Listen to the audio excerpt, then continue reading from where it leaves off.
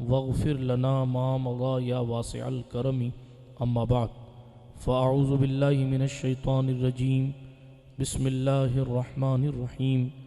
إن الله اشترى من المؤمنين أنفسهم وأموالهم بأن لهم الجنة إلى آخر الآية، أو كما قال الله تبارك وتعالى في القرآن الكريم والفرقان الحميد. صدق الله العلي العظيم وبلغنا رسوله النبي الأمين المتين الأمي الكريم الرؤوف الرحيم، ونحن على ذلك لمن الشاهدين والشاكرين والآمنين والمطمئنين والحمد لله رب العالمين. ہم پہ احمد کا ہو سایہ، ہم پہ اشرف کا کرم، سیدی مختار اشرف باصفا کے واسطے.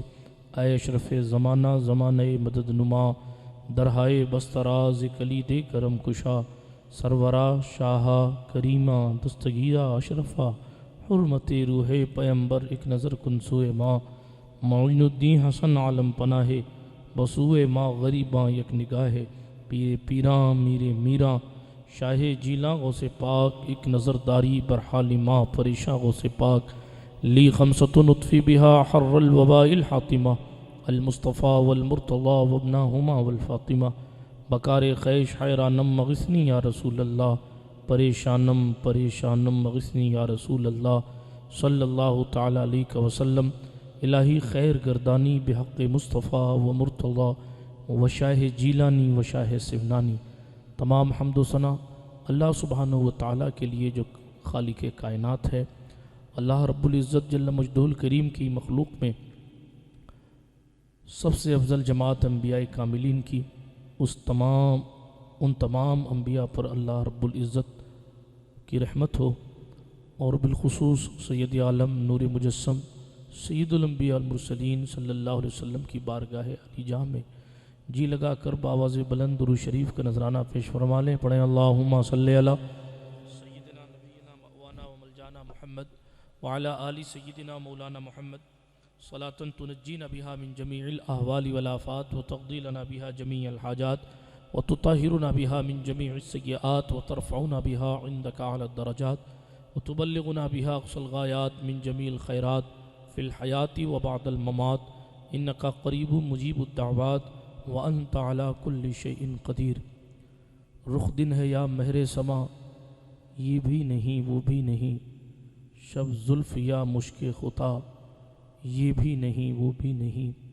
بلبل نے گل ان کو کہا، قمری نے سروے جاں فضا، حیرت نے جھنجھلا کر کہا یہ بھی نہیں وہ بھی نہیں.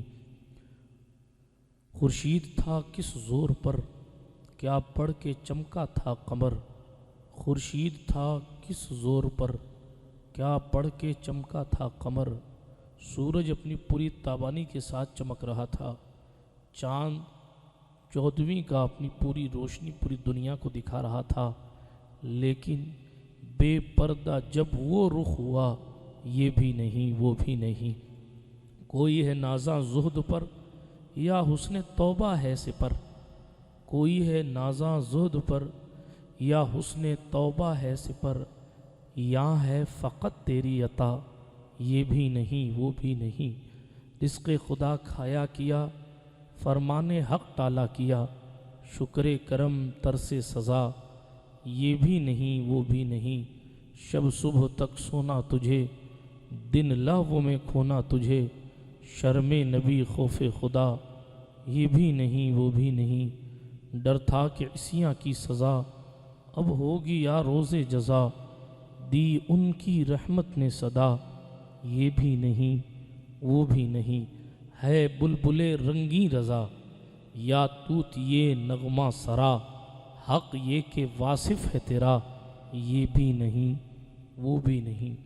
اللہ سبحانہ و تعالیٰ کا احسان ہے کہ اس نے ہمیں اور آپ کو اس پاکیزہ بزم میں بیٹھنے کی سعادت بخشی، جس محفل میں ایک موضوع ہے اصلاح عقائد کانفرنس،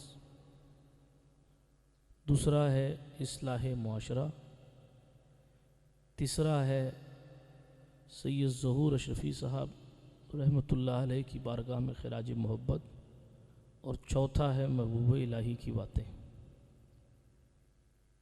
4 موضوع خطیب کے حصے میں ہیں. اور 1:30 بجے رات کو خطیب کے پاس مائک ہے۔ یہ ہمارے اہل سنت کے حالات ہیں۔ کن کن چیزوں پر، کن کن لوگوں پر، کن کن باتوں پر رویا جائے۔ بڑی دیر سے مولانا مشتاق صاحب بڑی محنت کر رہے تھے اور اپنے دل کا درد اپنے جذبات کے ذریعے آپ کی سماعتوں کی دہلیز پر رکھ رہے تھے، لیکن سچائی یہ ہے خدا نے اس قوم کی حالت اب تک نہیں بدلی جسے نہ ہو خود شوق آپ بدلنے کا۔ جبریل امین آ کر قوم کی حالت تبدیل نہیں کرتے، فرشتہ آ کر آپ کا ہاتھ نہیں پکڑتا کہ فلاں مال حرام کا ہے اس لیے مت کھاؤ۔ یہ آپ کو اور ہم کو ہی کرنا ہوتا ہے، اور ہمارے آپ کے فیصلے ہی ہماری زندگی کی نجات یا ہماری زندگی میں ہم نے جو کیا ہے اس کا کیا بدلہ ہے، یہ ہمارے آپ کے فیصلے، ہماری آپ کی حرکتیں ہی طے کرتی ہیں۔ تقریر کرنے کا ظاہر ہے وقت نہیں ہے، 30-35 منٹ کچھ خاص باتیں آپ کی سماعتوں کی دہلیز پر رکھتا ہوں۔ میں خطیب ہوں نہیں جو خود کو خطیب منوانے کے لیے محنت کروں اور جوہر خطابت دکھاؤں۔ اے رضا ہر کام کا ایک وقت ہے، دل کو بھی آرام ہو ہی جائے گا۔ تیزی کے ساتھ آیت کریمہ میں نے پڑھی۔ میں راستے میں آ رہا تھا تو مولانا مشتاق صاحب مسجد درار کے بارے میں کچھ اشارے دے رہے تھے، اسی کے اگلے رکوع سے میں نے آیت کریمہ اٹھائی ہے۔ اللہ پاک ارشاد فرما رہا ہے، بے شک اللہ نے مومنوں سے خرید لیا ہے۔ حالانکہ خریدا وہاں جاتا ہے جہاں چیز انسان کی، مثال کے طور پر انسان کی کہہ رہا ہوں کہ اگر آپ کوئی چیز خریدنے گئے تو وہ چیز آپ خریدیں گے جو چیز آپ کی نہیں ہے، وہ چیز آپ خریدیں گے۔ مثال کے طور پر آپ موبائل خریدنے گئے تو موبائل آپ کا تھا نہیں، اس لیے آپ نے خرید کر اپنا کیا۔ آپ مائک خریدنے گئے، مائک آپ کا تھا نہیں، آپ نے خرید کر اپنا کیا۔ خریدا اس کو جاتا ہے جس شے کی ملکیت نہ ہو۔ میرا اللہ تو کائنات کے ذرے ذرے کا مالک ہے۔ پھر اس نے کمال توجہ مومنین پر فرمائی اور کمال کرم فرمایا، احسان فرمایا، اور اپنے کرم کی شان دکھاتے ہوئے فرمایا ہم نے مومنوں سے خرید لیا ہے۔ کیا خریدا ہے مومنوں سے؟ ان کی جانیں خرید لی ہیں، ان کا مال خرید لیا ہے۔ پتہ چلا ہم اور آپ بکے ہوئے لوگ ہیں۔ ہاں، یہ سچائی ہے، اور اسی سچائی کو آپ کو سمجھنا ہے، اور جو جتنی جلدی سمجھ گیا وہ اتنی کامیابی کی منزل پر پہنچ گیا۔ آپ بھی بکے ہوئے ہیں، ہم بھی بکے ہوئے ہیں، ممبر کے اوپر والے بھی بکے ہوئے ہیں، زمین پر بیٹھنے والے بھی بکے ہوئے ہیں۔ اگر آج کسی کو کہا جائے تو آدمی بکا ہوا ہے تو وہ منہ بھوں آنکھ بھوں ٹیڑھی کرتا ہے کہ کیسے جملوں سے تعبیر کر رہا ہے۔ حالانکہ میں قرآن مقدس کے مفہوم کی بات پیش کر رہا ہوں۔ قرآن ہمیں اور آپ کو تصور دے رہا ہے ہم بھی بکے ہیں، تم بھی بکے ہو، لیکن کسی دنیا دار کے ہاتھ پر نہیں بکے، بلکہ حبیب کردگار کی بارگاہ میں جا کر بکے ہیں۔ اور بکنے کی کنڈیشن یہ ہے، اللہ رب العزت جل مجدہ الکریم نے فرمایا کوئی اور خریدار نہیں ہے بلکہ خریدار ہم خود ہیں۔ مومنین کے خریدار، ان کی جانوں کے خریدار، ان کے مالوں کے خریدار۔ اللہ اکبر۔ اے اللہ، جب ہم کسی چیز کو خریدتے ہیں تو جب ہم موبائل خریدتے ہیں تو موبائل لے لیتے ہیں، پیسہ دے دیتے ہیں۔ میرے اللہ، تو ساری کائنات کا مالک ہے۔ پھر جب تو نے ہماری جانوں کو خریدا، ہمارے مال کو خریدا، تو بدلے میں ہمیں کیا ملا؟ قرآن نے کہا بِأَنَّ لَهُمُ الْجَنَّةَ، ہم بدلے میں تمہیں جنت دیں گے، بدلے میں جنت دیں گے۔ لیکن یہ بات یاد رکھنا، ایک بات کان کھول کر سن لیجئے، ہمارا آپ کا مال ہمارا آپ کا نہیں ہے، ہماری آپ کی جان ہماری آپ کی نہیں ہے۔ ہمارے جان مال کا مالک اللہ ہے، ہمارے جان مال کے مالک اللہ کی عطا سے مصطفیٰ ہیں۔ اب جب یہ یقین ہو گیا آپ کے اور ہمارے مال کی ملکیت اللہ سبحانہ و تعالیٰ کے لیے ہے، اس نے مال دیا ہے، پھر خریدا بھی جنت کے لیے، جنت دینے کے لیے، تو پھر ہمیں اور آپ کو زندگی ایسی گزارنی ہے جیسی زندگی محمد عربی کی مرضی کے مطابق ہے، جیسی زندگی اللہ رب العزت کی رضا کے مطابق ہے۔ اگر کوئی انسان کسی انسان کے ہاتھ پر بک جاتا ہے، چھوڑے ساری باتوں کو، بندہ اگر کسی کا مرید بھی ہوتا ہے اور پھر وہ اپنے پیر کی فکر کے خلاف بات کرتا ہے یا اپنے پیر کے طریقے کے خلاف چلتا ہے یا اپنے پیر سے محبت نہیں رکھتا، تو لوگ کہتے ہیں تو سچا مرید نہیں ہے، تیرے پیر صاحب تو یہ کہتے تھے تو یہ کر رہا ہے، تیرے پیر صاحب تو یہ کہتے ہیں تو یہ کر رہا ہے، تیرے پیر صاحب تو یہ کرتے ہیں تو یہ کر رہا ہے۔ آپ اپنے آپ سے پوچھئے، آپ اس کو سچا مرید نہیں مانتے جو پیر کے ہاتھ پر بیعت ہونے کے بعد بھی پیر کے طریقے پر نہ چلے؟ آپ اسے سچا مرید نہیں مانتے۔ قرآن کی اس آیت کے پیش نظر یہ پوائنٹ کلیئر ہے کہ وہ سچا مسلمان نہیں ہو سکتا جو محمد عربی کی تعلیم کے مطابق اپنی زندگی نہ گزارے۔ پتہ چلا مومن کامل کی نشانی یہی ہے کہ اس کا اٹھنا اپنی مرضی کے مطابق نہیں ہے، محمد عربی کی مرضی کے مطابق ہے۔ وہ مسکراتا ہے تو حضور کی رضا کے لیے، وہ جناب والا خوش ہوتا ہے تو حضور کی رضا کے لیے، وہ دوستی کرتا ہے تو حضور کی رضا کے لیے، وہ دشمنی کرتا ہے تو حضور کی رضا کے لیے، وہ مال کماتا ہے تو حضور کی رضا کے لیے، وہ خرچہ کرتا ہے تو حضور کی رضا کے لیے، وہ نکاح کرتا ہے تو حضور کی رضا کے لیے، نکاح کی رسموں کو ادا کرتا ہے حضور کی رضا کے لیے۔ ہمارے علماء نے فرمایا، توجہ سے سن لیجئے گا، فرمایا کیسے پتہ کیا جائے کہ ایمان کامل ہے کہ نہیں؟ کیسے ٹیسٹ کیا جائے؟ کیسے پتہ کیا جائے؟ ایک جملہ، دل میں اگر برے لوگوں اور برائیوں کی محبت ہے تو سمجھو کہ ایمان کامل نہیں ہوا ہے۔ ایک جملہ، بات ختم۔ اسی کو پھیلایا جائے تو ایک تقریر بنتی۔ اگر دل میں نیکی کی محبت اور نیکی کرنے والوں کی محبت ہے تو آپ کا ایمان کامل ہے۔ میں اپنے جوانوں سے پوچھتا ہوں، فلاں پیر کے مرید، فلاں پیر کے مرید، فلاں صاحب کے متقید، اتنے جناب والا پارے یاد ہیں، اتنی نمازیں پڑھتے ہیں، اتنے جبے سلوائے ہوئے ہیں، ساری چیزیں ٹھیک، کیا دل میں فلموں کی محبت ہے یا نہیں ہے؟ اگر ہے تو ایمان کی خیر لیجیے۔ دل میں خیال ہے کہ ایسا موقع ملے تو فلاں گناہ کر گزروں، ایمان کی خیریت لیجیے۔ تمام لوگوں سے خود کو چھپا کر چادر میں منہ ڈھک کر بدنگاہی کرنے کا عمل کرنا تو بات کی بات ہے، دل میں اگر محبت ہے کہ کچھ ایسا ماحول بنے کہ میں یہ گناہ کر جاؤں تو بھی آپ مومن کامل نہیں ہیں۔ یہ میں نہیں کہتا، قرآن و حدیث کا مفہوم ہے۔ آپ اپنے آپ سے پوچھیں کہ کیا ہماری زندگی ایک بکے ہوئے شخص کی طرح ہے؟ ایک جملہ کہوں، موجودہ حکومتی پارٹی نے، ستہ دھاری پارٹی نے لوگوں کو خریدا تو بکنے والے لوگوں نے وفاداری کر کے دکھایا کہ بکنا کس کو کہتے ہیں۔ جھوٹی بات کو سچ ثابت کرنے کے لیے لوگ لگ گئے، کیوں؟ اس لیے کہ وہ جس کے بکے ہوئے ہیں اس نے یہ فکر پیش کی کہ اس غلط بات کو صحیح ثابت کرو، وہ اپنے آپ میں وفاداری کر رہے ہیں۔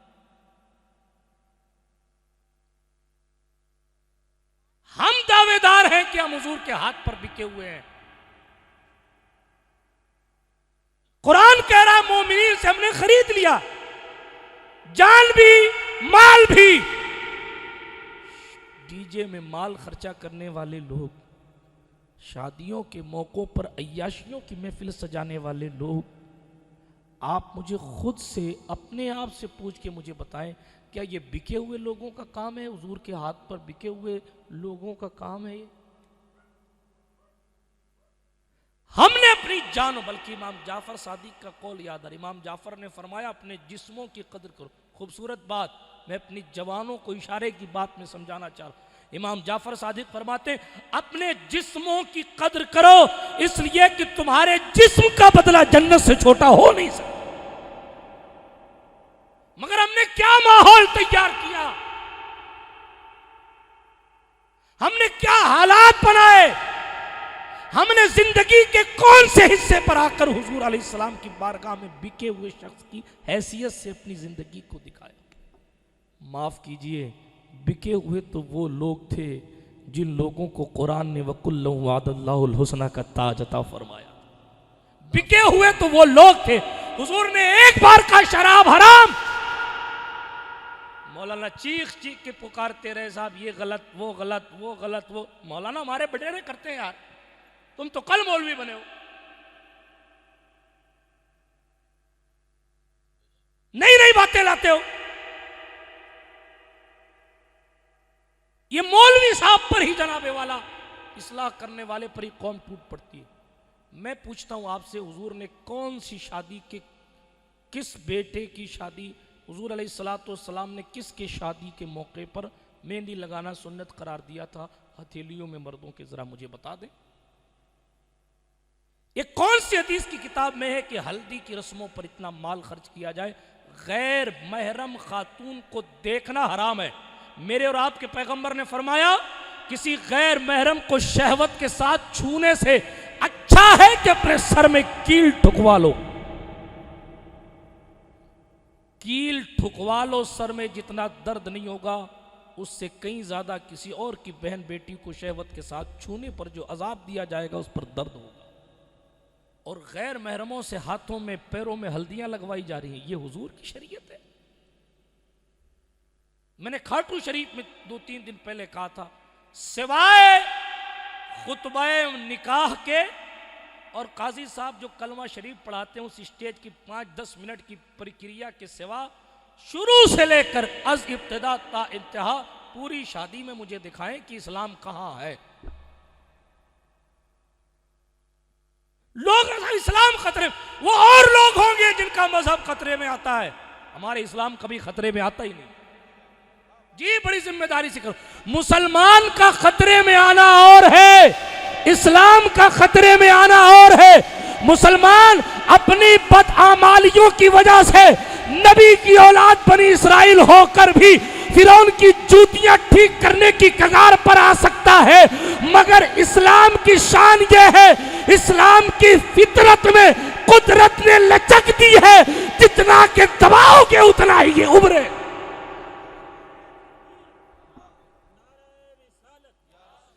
اسلام کبھی خطرے میں نہیں رہا، اسلام ہمیشہ ترقی پہ رہا. آپ کہیں گے کیسے؟ میں کہوں گا حضور علیہ السلام نے ایک کو کلمہ پڑھایا خدیجۃ الکبریٰ کو، پھر ان سے انیک ہوتے رہے. ایک کو کلمہ پڑھایا صدیق اکبر کو، صدیق اکبر کو کلمہ پڑھانا تھا، اسی دن عثمان غنی کو بھی مسلمان کر لائے، اسی دن سعد ابن ابی وقاص کو بھی مسلمان کر لائے، کئی لوگوں کو مسلمان کر لائے. ایک روایت کے مطابق دوسرے میں سعد بعد میں مسلمان ہوئے.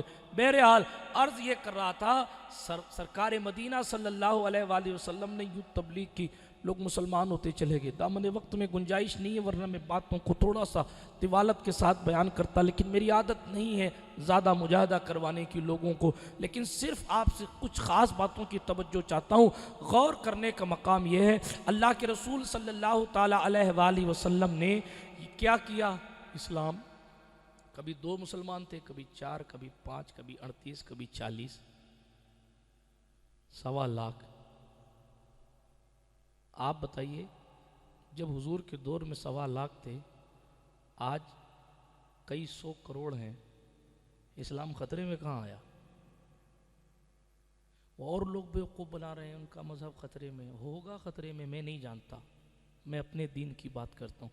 مسلمان اپنی کردار کی وجہ سے خطرے میں ضرور ہے، اور یہ ماضی میں ہوا ہے. نمرود کا دور پڑھیں، فرعون کا دور. بنی اسرائیل کوئی چھوٹی چیز تھے کیا؟ اسرائیل حضرت یعقوب کا نام ہے نا، نبی کی اولاد تھے. یہ نبی کی اولاد اگر نبی کے طریقے سے بھٹک جائے تو فرعون جیسے ظالم کو ان پر مسلط کر دیا جاتا ہے.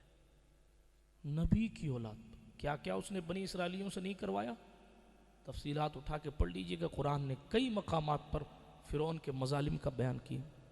توجہ غور کرنے کی بات ہے. صرف اتنا عرض کرتا ہوں، ہمارے اعمال جتنے خراب ہوتے جائیں گے حالات اتنے بگڑتے جائیں گے. تیزی کے ساتھ آگے بڑھ رہا ہوں. عرض کر رہا تھا مسلمان اپنے حالت کو دیکھے. کیا ہم صحیح معنوں میں حضور علیہ التحیۃ والثناء کی بارگاہ میں بکے ہوئے غلام کی طرح اپنی زندگی گزار رہے ہیں؟ پوری شادی میں دیکھ لیں، اماں نے یہ کہا، خالہ نے یہ کہا، چچی نے یہ کہا، دادی نے یہ کہا، گیت ایسے ایسے گائے جا رہے ہیں اللہ کی پناہ، کئی کئی جگہ تو گالیاں دی جا رہی۔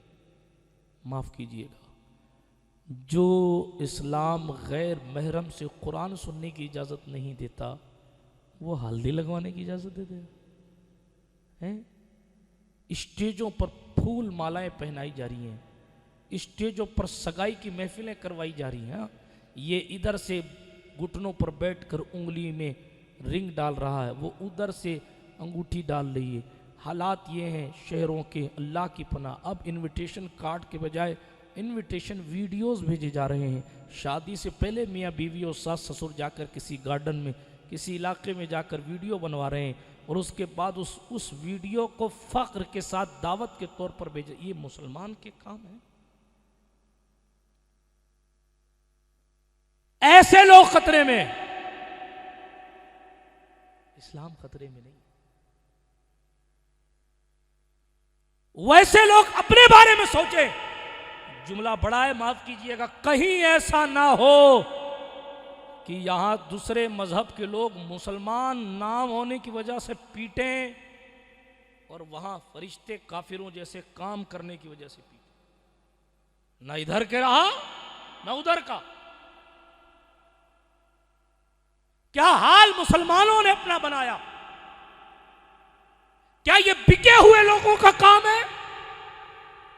کیا یہ حضور سے وفا کرنے والے لوگوں کا کام ہے؟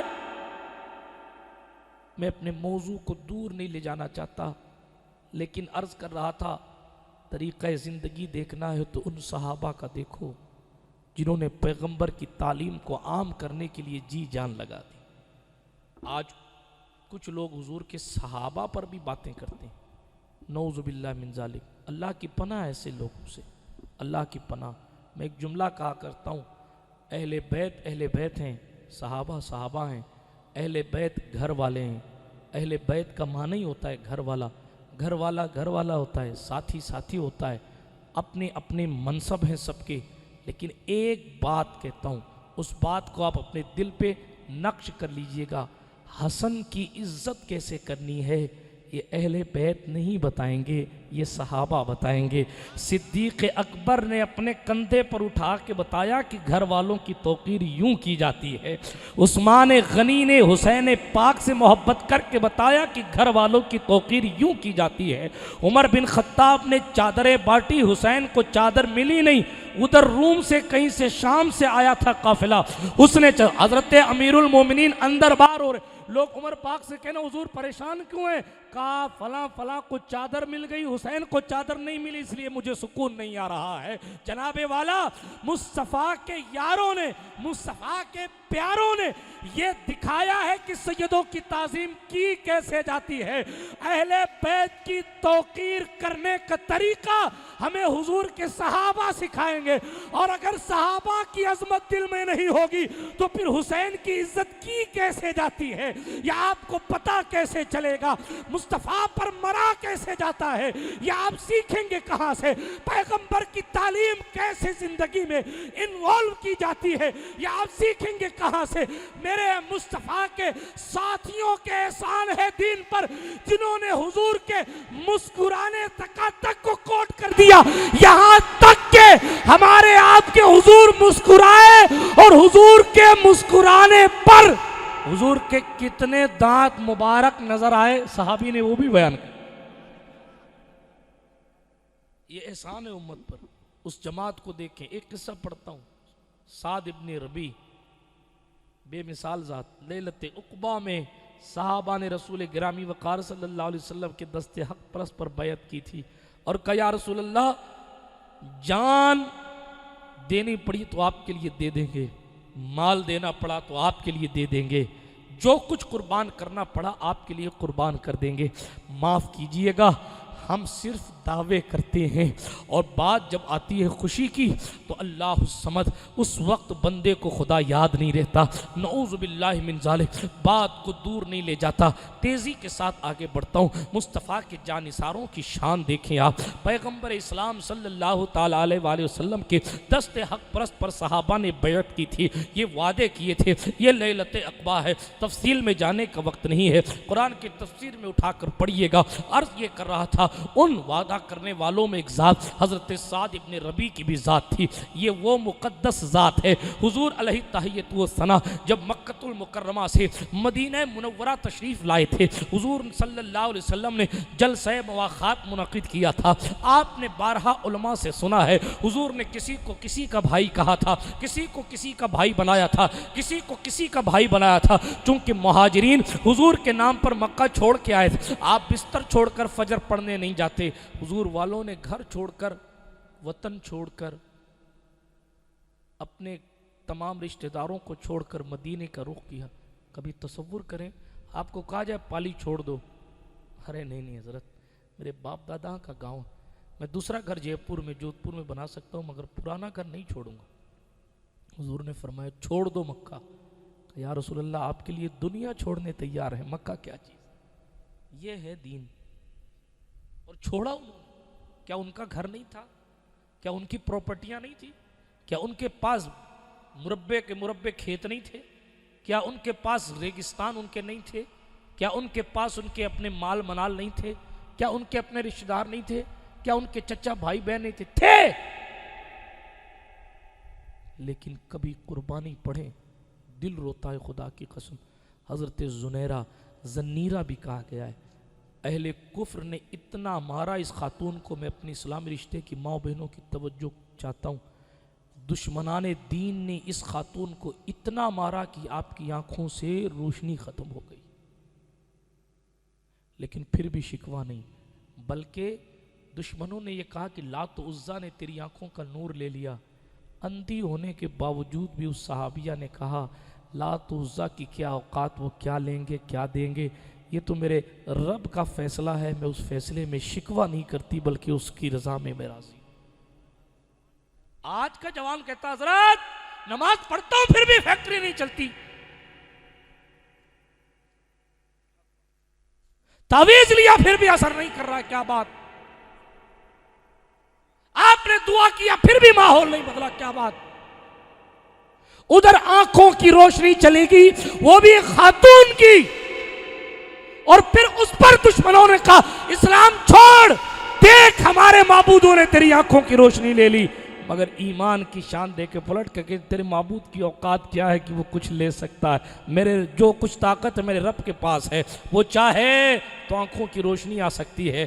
تاریخ شاہد ہے، صبح نمودار ہوئی تو حضرت زنیرہ کی آنکھوں میں روشنی تھی۔ اللہ اکبر کبیرہ۔ برادران ملت اسلامیہ، ایسے کئی سارے قصے ہیں جن قصوں کی کنڈیشن یہ ہے انہوں نے محنتیں کی، مشقتیں کی، مگر اپنے محبوب کو کبھی پیٹ نہیں دکھائی۔ سعد بن ربیع ہے، چلے ہیں اپنے رسول صلی اللہ علیہ وآلہ وسلم کے کہنے پر، تفصیلات میں جانے کا وقت نہیں۔ حضرت سعد بن ربیع انصار سے تھے، مدینہ کی صحابی ہیں۔ حضرت عبد الرحمن بن عوف کھڑے کیے گئے، جلسہ مواخات نہیں پڑتا، آپ نے سنا ہے مولا کائنات کرم اللہ وجہ الکریم کو اسی مقام پر حضور نے فرمایا تھا علی تو دنیا میں بھی میرا بھائی ہے اور آخرت میں بھی میرا بھائی ہے۔ یہ جلسہ، یہ بھائی چارگی والے جلسے کا موقع تھا۔ عبد الرحمن بن عوف مکہ چھوڑ کر آئے تھے، سعد بن ربیع مدینے کے تھے۔ حضور نے فرمایا سعد تمہارا بھائی عبد الرحمن کو بنا رہا ہوں۔ حضرت سعد نے کہا میرا آدھا مال تو رکھ لے، میری آدھی جاگیرداری تو رکھ لے، میرا آدھا گھر تو رکھ لے، یہاں تک کہ میری 2 بیویاں ہیں عبد الرحمن، اگر تو کہے تو میں ایک کو طلاق دے دیتا ہوں، نکاح تو کر لے۔ عبد الرحمن بن عوف نے کہا نہیں، اتنی قربانی کی ضرورت نہیں، خدا تجھے بدلہ عطا فرمائے، مجھے بازار کا راستہ دکھا دے۔ پھر عبد الرحمن بن عوف اتنے بڑے تاجر ہوئے کہ مدینے کے سب سے بڑے تاجروں میں آپ کا شمار ہوتا تھا۔ اللہ اکبر کبیرہ۔ توجہ کے ساتھ سنیے، مصطفیٰ جان رحمت صلی اللہ تعالیٰ علیہ وآلہ وسلم کے وفاداروں نے کس طریقے سے زندگی گزاری ہے، رحمت عالم صلی اللہ تعالیٰ علیہ وآلہ وسلم کے وفاداروں نے کس شان کے ساتھ حضور کی بارگاہ نکاح کے کیسے وہ غلام ہے، کس طرح حضور کے ہاتھ پر بکے ہوئے ہیں، کس طرح حضور سے وفا کرتے ہیں اور کس طرح حضور سے وفا کرنی چاہیے، یہ سب کچھ آپ کو پیغمبر کے صحابہ کی زندگی میں ملے گا۔ یہی سعد بن ربیع ہے، واقعہ لمبا نہیں کرنا چاہتا، مشہور سا قصہ ہے۔ احد کے موقع پر پانی کے چند قطرے کے سامنے میری قوم راستہ چھوڑ دیتی ہے، ہاں حالانکہ اس نے بند ہو جانا ہے، لیکن کیا جانثار تھے وہ، جن کو پتا تھا ہم 700 ہیں، سامنے 30,000 ہے اور 3,000 ہے، اور ان 3,000 کے سامنے ہم 700 کو لڑنا ہے، پھر بھی کہتے تھے فدا کا ابی و امی یا رسول اللہ، ہم کیا، ہماری ماں بھی آپ پر قربان، ہمارے باپ بھی آپ پر قربان، بلکہ کر کے دکھایا ہے۔ آپ قرآن کی آیت پڑھیں وَإِن جَاهَدُوا، یہ آیت کریمہ آپ اٹھا کر پڑھئے۔ حضرت سعد بن ابی وقاص مسلمان ہو گئے۔ میں اپنے ان جوانوں سے کہنا چاہتا ہوں جو کہتے ہیں مولانا سید صاحب ماں نے کہا اس لیے ناچ کروا لیا، بہن نے کہا اس لیے ناچ کروا لیا، فلاں حرام مال اس لیے کھا لیا کہ فلاں رشتہ دار نے کہا، فلاں شادی میں اس لیے چلے گئے کہ باپ نے کہا۔ سعد بن ابی وقاص مسلمان ہوئے تو ماں نے کہا میں کچھ نہیں کھاؤں گی، اسلام چھوڑ دے، میں مر جاؤں گی تو تم ماں کا قاتل ٹھہرے گا، اسلام چھوڑ دے۔ سعد بن ابی وقاص خاموش ہے۔ ایک دن صبح گزری، شام ہو گئی، سعد کی ماں نے کھانا نہیں کھایا۔ سعد کہتے میری ماں کمزور سے کمزور ہوتی جا رہی، اور میں اس کو سمجھا رہا ہوں ماں کھانا کھا لے، لیکن وہ کہتی نہیں، تو دین چھوڑے گا تب کھانا کھاؤں گی، تو محمد عربی کا دامن چھوڑے گا تب کھانا کھاؤں گی، تو واپس ہمارے مذہب میں لوٹے گا تب کھانا کھاؤں گی، ورنہ یوں ہی مر جاؤں گی، اور مر جاؤں گی تو تجھے لوگ ماں کا قاتل کہیں گے۔ سرکار سعد نے کچھ لمحے تو برداشت کیا، لیکن حضور کو چونکہ ماں سے بھی زیادہ چاہنا صحابہ کا طریقہ ہے اور یہی ایمان ہے۔ سعد بن ابی وقاص نے کہا امی تو میری ماں ہے، تیری عزت کا حکم میرے محبوب نے دیا ہے، لیکن تو اگر یہ سوچے کہ میں تیری رضا کے لیے اللہ کو ناراض کروں گا تو یہ ہمارا اسلام اجازت نہیں دے۔ تو کھانا کھائے تو ٹھیک، نہ کھانا کھائے تو 100 جان 1000 جان تیری قربان ہو جائے، لیکن محمد عربی کے سے جو وعدہ کر چکا ہوں اس سے میں پلٹ کر اپنی زندگی میں واپس نہیں آؤں گا۔ یہ ہے اسلام، یہ ہے مسلمان۔ آپ سے کوئی کہے کہ ناچ کر، آپ کہیں ہم بکے ہوئے لوگ ہیں حضور کے ہاتھ پر، ہمارا کام ناچنا نہیں ہے، ناچنا تو بندروں کا کام ہے، شیر کبھی نہیں ناچتا، ناچنا تو بھالو کا کام ہے۔ کبھی جناب والا آپ نے چیتے کو ناچتا ہوا نہیں دیکھا، لیکن افسوس رہ گئی رسم ازا، روح بلالی نہ رہی، فلسفہ رہ گیا، تلقین غزالی نہ رہی، مسجد مرثیہ خاں ہے کہ نمازی نہ رہے، یعنی وہ صاحب اوصاف حجازی نہ رہے۔ اوصاف ان کے ایسے تھے، ٹل نہ سکتے تھے اگر جنگ میں اڑ جاتے تھے، پاؤں شیروں کے بھی میدان سے اکھڑ جاتے تھے، تجھ سے سرکش ہوا کوئی تو بگڑ جاتے تھے، تیغ کیا چیز ہے ہم توپ سے لو جاتے تھے، آ گیا این لڑائی میں اگر وقت نماز، قبلہ روح ہو کے زمین بوس ہوئی، قوم حجاز ایک ہی صف میں کھڑے ہو گئے، محمود و ایاز نہ کوئی بندہ رہا نہ کوئی بندہ نواز، بندہ و صاحب و محتاج و غنی ایک ہوئے، تیری سرکار میں پہنچے تو سبھی۔ ماں نے کہا اگر دین نہیں چھوڑے گا بھوک ہڑتال کر کے مر جاؤں گی، مگر مسلمانوں کے قائد نے کہا تیرا مر جانا گوارا ہے، حضور کو ناراض کرنا گوارا نہیں۔ یہ دین ہے،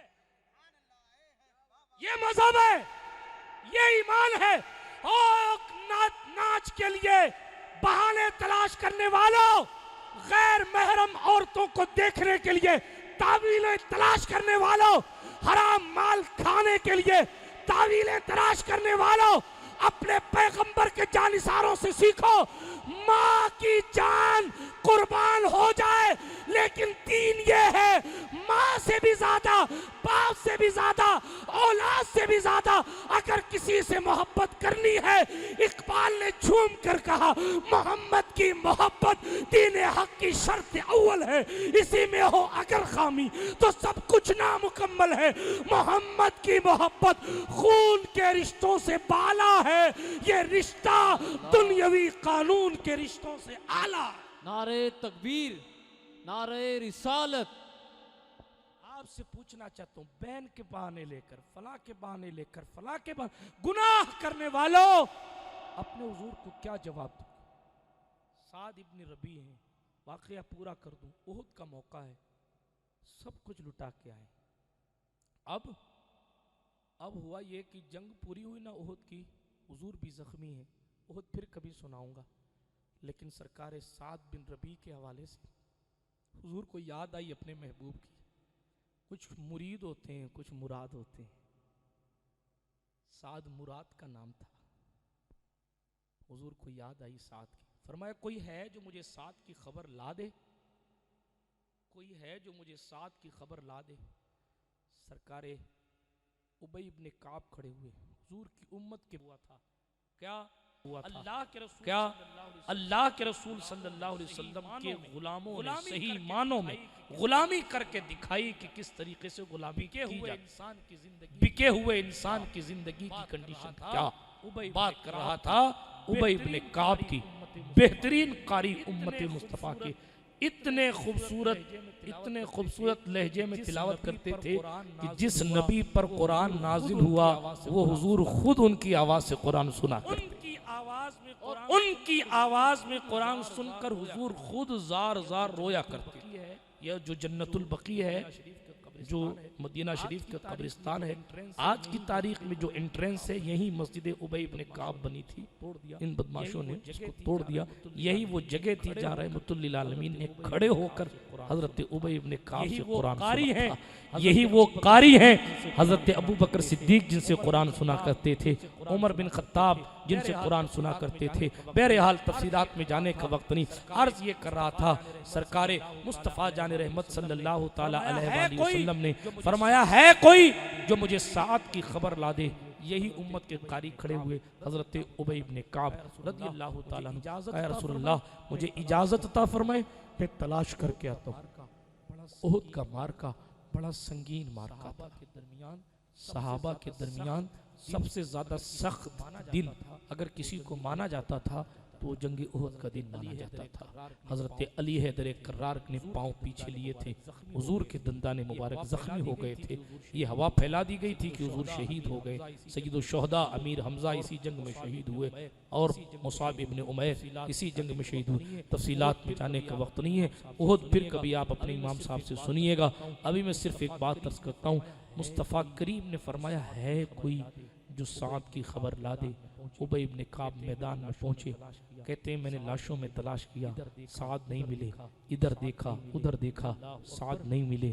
اللہ اکبر، پھر میں نے دیکھا ایک جگہ 17 لاشوں کے نیچے سے کسی کے کراہنے کی آواز آئی، 17 لاشوں کے نیچے سے ایک پتھر انگلی پہ گر جائے تو ہم پورا محلہ جمع کر دیتے ہیں، یہاں 17 لاشوں کے نیچے ایک جوان تھا۔ حضرت ابی کہتے ہیں میں نے ہاتھ ہٹائی نا، لاشوں کو ہٹایا تو دیکھا نیچے سعد ابن ربیع ہے۔ میری آنکھوں میں آنسو آ گئے کہ سعد کا پورا وجود خون سے جسم سے نیزے پار پورا بدن چھلنی ہے، تیروں کی برسات ان کے بدن پہ ہوئی ہے۔ کیا حضور کے وفاداروں نے وفا نبھائی۔ ہمیں تو اگر کوئی کار سے لینے نہیں آئے تو ہمارا مزاج بگڑ جاتا ہے کہ ہمارے پروٹوکول کا خیال ہے۔ ان لوگوں کی زندگی دیکھیں، وہ خود سردار تھے اپنے قبیلے کے، وہ خود انصار سے تھے، مدینے کے وفاداروں میں ان کا نام آتا ہے۔ اللہ اکبر، سرکار سعد ابی ابن کعب نے دیکھا، سلام کیا، اور اس حالت کو دیکھ کر غمگین تو ہوئے، لیکن کہا سعد ساری کائنات جس مصطفیٰ پر سلام بھیجتی ہے حضور نے تجھے سلام بھیجا، حضور نے کہہ کے بھیجا تھا۔ یہ حضور کی غیب دانی ہے، حضور نے کہہ کے بھیجا تھا، ہے کوئی جو سعد کی خبر لے آئے، اگر سعد سے ملاقات ہو جائے تو میرا سلام کہہ دے۔ حضور وہاں بیٹھے بیٹھے جانتے تھے کہ سعد مجھ تک آ نہیں سکتے، اللہ اکبر، سلام پیش کیا نا حضور کا، زخمی شیر کی طرح جوان کھڑا ہونے لگا، لیکن بدن زخموں سے اتنا چور تھا کہ زمین پہ گر گئے، اور کہا ابے میرے محبوب کو میرا سلام کہنا، میرا پیغام پہنچانا یا رسول اللہ، میں نے آپ سے جو لیلت عقبہ کو وعدہ کیا تھا میں نے اس وعدے کو پورا کیا ہے، میں نے اپنی جان آپ کے نام پر لٹائی یا رسول اللہ، میرے بدن میں نیزوں کے نشانات ضرور ہیں، میرے بدن کو تیروں سے چھلنی کر دیا گیا ہے، مگر میں نے بھی آپ کے دشمنوں میں سے جو میرے سامنے آیا کسی کو چھوڑا نہیں ہے، اگر کسی نے میرے جسم پر تیر ماری ہے تو میں نے بھی اس کو پلٹ کر جواب دیا، اور 17 لوگوں کو اکیلے جہنم بھیج کر اب میرا بدن چور چور ہو گیا ہے، میرے حضور کو میرا سلام کہنا، میرا پیغام کہنا، اور میری قوم کو میرا پیغام کہنا کہ قوم والو تمہارے زندہ رہتے اگر حضور کی شان میں ادنا سی کمی آ جائے تو پھر تمہاری زندگی پر کٹ جانا، لٹ جانا، مٹ جانا، ذبح ہو جانا، اپنے جسم کے ٹکڑے ٹکڑے کروا لینا، مگر سیدہ فاطمہ کے بابا کے جسم پر آنچ تک نہیں آنے دینا، یہ میری آخری سانسوں کا آخری پیغام، یہ ایمان ہے، یہ ایمان ہے۔ 100 روپیہ خرچہ کر کے 500 جگہ بتایا جان لٹا کر بھی، یہاں جان لٹا کر بھی یہ کہہ رہے ہیں کہ میری قوم سے کہنا کہ تم وفادار، اور اگر تم میں سے کسی ایک کے زندہ رہتے ہوئے حضور کی شان میں کوئی آنچ آ گئی تو قیامت کے دن سعد خود تمہاری گریبان پکڑے۔ یہ ہے مصطفیٰ جان رحمت، یہ ہے حضور کی بارگاہ میں، یہ ہے حضور کی بارگاہ میں بک جانے والوں کا طریقہ زندگی۔ اتنا کہہ کر سعد نے آنکھیں بند کر لی، جنتی ہو گئے۔ حضرت ابے حضور کی خدمت میں پہنچے، غیبدہ نبی کو سارا قصہ ایک ایک کر کے حضور کی مازاق آنکھوں سے آنسوؤں کے موتی ٹپک رہے تھے، اور حضور کی زبان حضرت سعد کو مبارکبادیاں پیش کر رہی تھی۔ سرکار ابو بکر صدیق رضی اللہ تعالی عنہ سعد کی بیٹی کو اپنے سینے پہ رکھ کے کھلایا کرتے تھے۔ کسی نے پوچھا ابو بکر یہ تمہاری بیٹی ہے؟ تمہاری ہے؟ صدیق نے کہا نہیں میری بیٹی نہیں ہے۔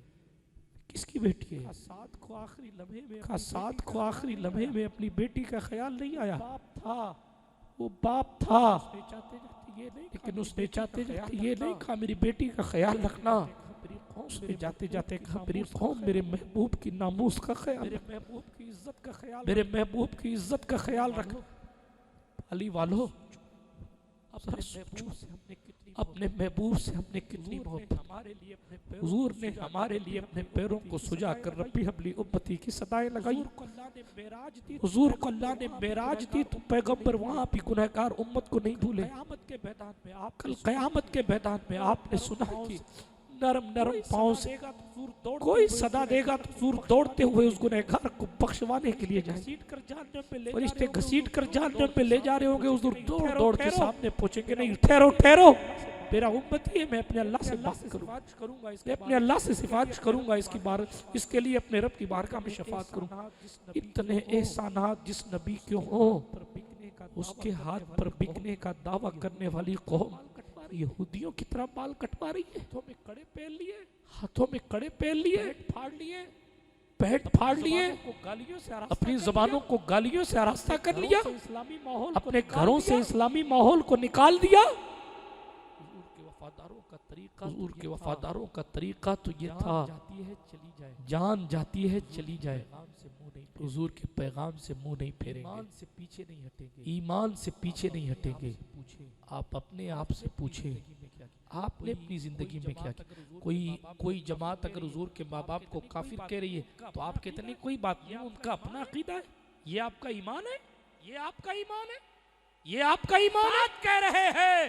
ساتھ کہہ رہے ہیں اگر حضور کی ناموس پر آنچ آ گئی اور تم میں میں سے کوئی زندہ رہا تو قیامت میں گریبان پکڑ لوں گا۔ جو جماعتیں حضور کے ماں باپ کو جہنمی کہتی ہیں آپ ان کو دوست بناتے ہیں؟ کہتے ہیں یہ مولویوں کا جھگڑا ہے، پھر کہتے ہیں یہ مولویوں کا جھگڑا ہے۔ بیٹا تقریر سنو اکرام بھائی، تقریر سنو۔ آپ کہتے ہیں یہ جناب والا مولویوں آپ کہتے ہیں یہ جناب والا مولویوں کا جھگڑا ہے۔ آپ نے کہا یہ سب آپ نے کہا یہ سب مولویوں نے ماحول بنا رکھا ہے، اتنے بے ضمیر ہو گئے آپ۔ استفتاء کر لیجئے دیوبند سے، استفتاء کر لیجئے دیوبند سے، کر لیجئے جماعت اہل حدیث سے، استفتاء کر لیجئے جماعت اہل حدیث سے، اور پوچھئے کہ حضور کے ماں کے بارے میں آپ کا کیا عقیدہ ہے اور حضور کے باپ کے بارے میں آپ کا کیا عقیدہ ہے۔ جو حضور کی ماں کو جہنمی کہے، اگر آپ اس سے دوستی رکھنے کی بات کرتے ہیں تو ہم آپ کو خدا حافظ کہتے ہیں۔ جائیے جس حکومت کے نزدیک آج بھی جو لوگ مدینہ شریف گئے ان سے پوچھئے، غار سور پر چڑھنا وہ بدعت کہتے ہیں، اور بالی ووڈ کے خان صاحب کے ہاتھوں کے نشان انہوں نے ریاض میں سجا کے رکھے ہوئے ہیں، انٹرنیٹ پر تصویریں موجود ہیں، میں نام نہیں لینا چاہتا۔ اس کے ہاتھوں کے نشان عرب کی گورنمنٹ نے اپنے یہاں عزت کے ساتھ رکھے۔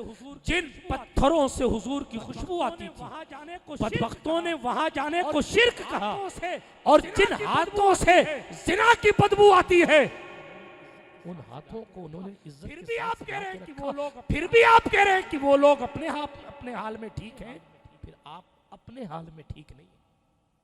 جن لوگوں کی کنڈیشن یہ ہے، الامان والحفیظ، اللہ کی پناہ، کہ حضور پر سلام پڑھنے کو وہ بدعت کہتے ہیں، شرک کہتے ہیں، یا رسول اللہ کہنے والے کو جیل میں ڈالنے کے پلاننگ کرتے ہیں، اور امریکہ کی فوج کو عرب میں زمین دے کر عراق پر حملے کرواتے ہیں، پھر بھی آپ کو وہ لوگ اچھے لگتے ہیں۔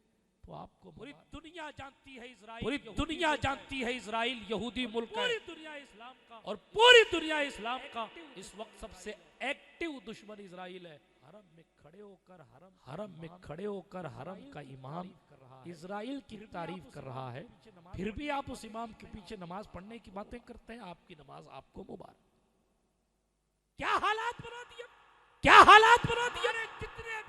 ہمارے جتنے بھی جھگڑے دیوبندیوں سے، اہل حدیثوں سے ہیں، خاندانی جھگڑے نہیں، حضور علیہ السلام کی محبت، حضور کی ناموس، حضور کے وفاداروں کی عزت کی وجہ سے ہیں۔ وہ کہتے ہیں قبروں پر نہ جاؤ، ہم کہتے ہیں ہمارے غریب نواز داتا صاحب کے ہاں گئے ہیں، کیوں نہ جائیں؟ یا تو تو صحیح ہے یا خواجہ صاحب صحیح ہے، اگر خواجہ صاحب صحیح ہیں تو تو غلط ہے، اور اگر وہ غلط ہے تو پھر آپ اس کو صحیح کر کے، آپ اس کو صحیح بتا کے کہاں لے جانا چاہتے ہیں؟ کوئی یزید کو رحمت اللہ علیہ کہتا ہے، معاذ اللہ، وہ لعنت اللہ علیہ ہے، اس سے آپ تعلقات مضبوط رکھتے ہیں، پھر کہتے ہیں صاحب یہ تو دوستی کا معاملہ ہے۔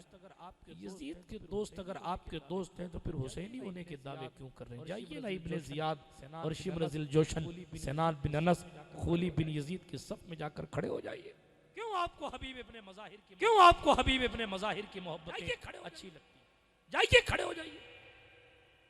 دو رنگی چھوڑ دے، یک رنگ ہو جا، سراسر موم ہو یا سک۔ ہمارے نزدیک ہندوستان میں دین پھیلانے والی سب سے بڑی ذات غریب نواز نے تقلید کی ہے امام اعظم کی، ہم امام اعظم کی تقلید کرتے ہیں۔ غریب نواز داتا صاحب کی مزار پر بیٹھ کر چلہ کشی کرتے ہیں، ہم مزاروں پر جانا غریب نواز سے سیکھ رہے ہیں۔ ایسا نہیں ہے کہ صرف غریب نواز نے اپنے بزرگوں سے، انہوں نے مصطفیٰ جان رحمت صلی اللہ تعالی علیہ وآلہ وسلم سے سیکھا ہے۔ برادران ملت اسلامیہ، اپنے عقیدے میں متصلب رہیے، متشدد نہیں۔ تشدد اور چیز ہے، تسلب اور چیز ہے۔ تشدد نقصان پہنچا سکتا ہے، تسلب میں کبھی کوئی کمپرومائز نہیں ہوتا۔ بات سمجھ آ رہی ہے؟ اپنے عقیدے میں ہمیشہ پختہ رہیے، اور جو اس طریقے کی بات کریں ان کو چار ہاتھ دور رکھیں۔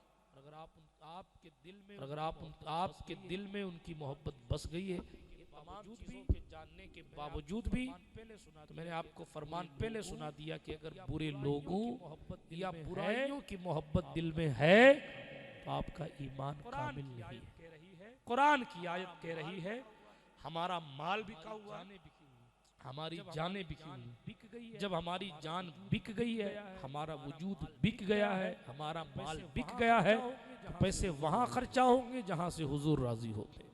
جسم کو وہاں تھکایا جائے گا جہاں سے حضور راضی ہوتے، جسم سے وہاں فائدہ اٹھایا جائے گا، جسم کو وہاں لگایا جائے گا جس کام سے حضور راضی ہوتے۔ اس لیے گزارش گزار ہوں اپنی زندگیوں میں تھوڑا سا انقلاب برپا کریں۔ سب کو مر جانا ہے، یہ ختم ہو جانا ہے، یہ دنیا فانی ہے، کوئی یہاں رہنے کے لیے نہیں آیا۔ اپنی اولاد کو چاہیے کہ ماں باپ غیر کے ساتھ اپنی اولاد کو جناب والا درس دیں۔ اور میں تو 30-35 منٹ بولنے کی بات کر رہا تھا، 1 گھنٹہ ہو گیا، اللہ معاف کرے۔ میں بات صرف اتنی عرض کر رہا تھا، اپنی زندگیوں میں انقلاب برپا کریں۔ رمضان شریف کا مبارک مہینہ آ رہا ہے، رمضان کا استقبال کریں۔ آپ نے ساری زندگی مولویوں کا، پیروں کا، مقرروں کا استقبال کیا، کیجئے، اللہ آپ کو جزائے خیر دے۔ لیکن رمضان یہ اللہ کی طرف سے تحفہ ہے، ٹھیک ہے، اللہ کی طرف سے تحفہ ہے۔ اس لیے اس مہمان کا اسپیشل خیال رکھیں۔ توجہ ہے، بارش کی بوندوں نے محفل کی مقبولیت کی سند دے دی۔ مفتی اعظم راجستھان علیہ رحمہ کا قول میں نے کئی کانفرنسوں میں نقل کیا، ان سے پہلے بھی بزرگ فرمایا کرتے تھے، ہم نے مفتی اعظم سے سنا، فرماتے تھے کہ جس محفل میں تھوڑی دیر بارش آ کر بند ہو جائے، سمجھو وہ جلسہ رب کی بارگاہ میں وہ محفل مقبول ہو گئی ہے۔ مقبول محفل میں بیٹھے ہیں، پتہ چلا کوئی نہ کوئی ہم میں ہے جو بارگاہ خدا کا مقبول ہے، اس کے توسل دعا کریں کہ اللہ پاک اس آنے والے ماہ مقدس کی برکتوں سے ہمیں اور آپ کو فیض یاب فرمائے، اور اس مبارک مہینے میں اللہ پاک ہماری آپ کی مغفرت فرما دے۔ رمضان کی تیاری کیجئے، قرآن شریف صحیح پڑھنا سیکھیے۔ عصر کے بعد آپ کی بیٹری لو ہو جائے، اس سے بچنے کے لیے یہ کوشش کریں کہ عصر سے لے کے آدھا گھنٹہ پون گھنٹہ امام صاحب کے پاس بیٹھیں کہ حضرت آپ مجھے 30 دنوں میں قرآن شریف صحیح پڑھنا سکھا دو، کلمہ شریف یاد کرا دو۔ یہ وقت نکال کر دین سیکھیں۔ وضو کرنے کا صحیح طریقہ، پچھلے جمعے کو میں نے اپنی مسجد میں وضو کیسے کیے جائیں اس پر تقریر کی۔ وضو کیسے، لوگوں کا وضو نہیں آتا، وضو کیسے، لوگوں کا وضو نہیں آتا، لوگوں کو وضو نہیں آتا۔ لوگوں کی فکریں اتنی ماڈرن ہو گئی ہیں، لوگ کہتے ہیں برش کر لیا ہے تو پھر مسواک کرنے کی کیا ضرورت۔ میں نے تقریر میں کہا برش اس لیے کرو کہ آپ کو پسند ہے، مسواک اس لیے کرو کہ محبوب کو پسند ہے۔ وضو کرنے کے طریقے سیکھیں صحیح معنوں میں۔ یوں ٹوٹی کے نیچے ہاتھ ڈال کے یوں پھر اگلے طواف نہیں کرانا ہے۔ 3 بار ہاتھ دھونا نبیوں کی سنت ہے، 3 بار ہاتھ، ٹھیک ہے، یوں نہیں بس ٹوٹی چل رہی ہے ہو گیا، پانی پہنچنا نہیں۔ وہ غسل کا مسئلہ ہے کہ پورے بدن پر پانی پہنچایا جائے، لیکن وضو میں سنت یہ ہے 3 بار دھویا جائے۔ ایک بار میں اگر ہاتھ گیلا ہو گیا تو آپ ہاتھ ڈالیں، یہ سنت نہیں ہے۔ 3 بار ہاتھ دھویا جائے، یہ سنت ہے۔ فضیل بن عیاض سے ایک بار ایسا ہو گیا کہ 2 بار ہاتھ دھویا، بھول سے تیسری بار نہیں دھویا، سوئے نا تو سرکار خواجہ فضیل ابن عیاض کے خواب میں آواز آئی، ہمارے محبوب سے محبت کا دعویٰ کرتا ہے اور محبوب کی سنت کوئی بھول جاتا ہے۔ منزل عشق میں تسلیم و رضا مشکل ہے، جن کے رتبے ہیں سوا ان کو سوا مشکل۔ اس لیے مسواک کی عادت ڈالیں، بسم اللہ شریف پڑھنے کی عادت ڈالیں۔ امام شافعی کے نزدیک بغیر بسم اللہ کے وضو ہوتا ہی نہیں ہے۔ یہ تو احسان مانی امام اعظم ابو حنیفہ کا کی عزت رکھ لی، ورنہ وضو نہیں ہوتا تو نماز کیسے ہوتی۔ امام شافعی کیا وضو میں بسم اللہ ضروری ہے، ہمارے یہاں سنت ہے، ضروری نہیں، ضروری ہے، ان کے یہاں ضروری ہے۔ اللہ کے رسول صلی اللہ علیہ وسلم نے فرمایا اس کا وضو نہیں جس میں بسم اللہ نہیں پڑھی، تو ہمارے علماء ترجمہ کرتے ہیں یعنی اس کا وضو کامل نہیں، ہو تو جائے گا لیکن بغیر بسم، بلکہ ایک حدیث شریف ہے حضور فرماتے ہیں جس نے بغیر بسم اللہ کی وضو کیا اس کے جسم کا اتنا ہی حصہ پاک ہوا جتنے پر اس نے پانی بہایا، لیکن بسم اللہ پڑھ کے اگر وضو کیا تو اس کا پورا بدن پاک ہو جائے۔ حضرت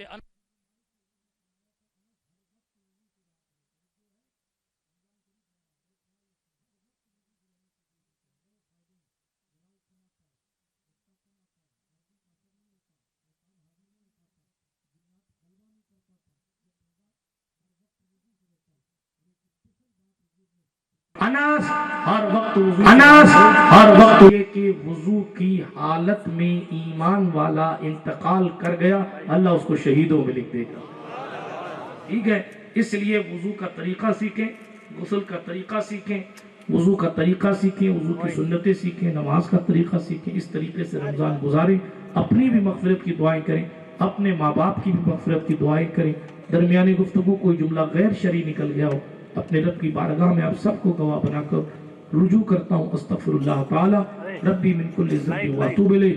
اشہد ان لا الہ الا اللہ وحدہ لا شریک لہ واشہد ان سیدنا محمد عبدہ ورسولہ. 2:30 بجے رات تک آپ پالی کی زمین پر اتنی کثیر تعداد میں بیٹھے رہے.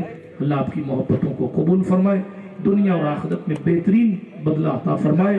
وآخر دعوانا ان الحمدللہ رب العالمین. السلام علیکم.